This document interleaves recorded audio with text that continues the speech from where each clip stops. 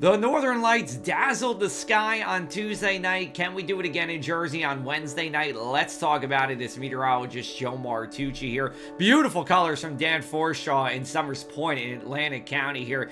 You see those pillars of pink in the middle of your screen there. And in North Wildwood, it was a large area of pink and even some greens and blues from @RumRunner on social media with his long exposure camera. Now, last night, the aurora was actually to the north of us. However, if you look to the northern sky, you would see it.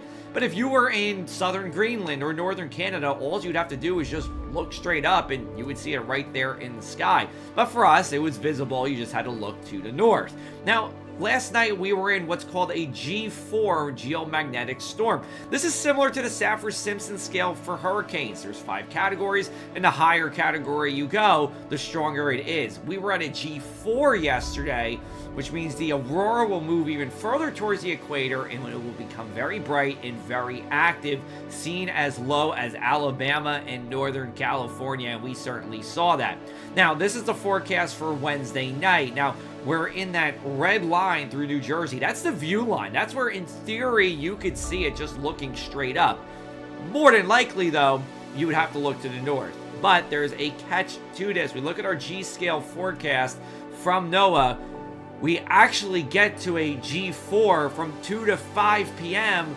on our Wednesday. By the time we go towards 5 to 8 p.m., and this is all Eastern time, it dips down to a 2. Now, this is a forecast, not a definite, but it might be that this geomagnetic storm comes a little too early in the day for us to see it. Now, here's the good news. If there is going to be a geomagnetic storm overhead and the aurora, at least in theory, is visible, we should be clear enough in the Jersey Shore, pretty much anywhere from Monmouth County on south, where you would be able to see it.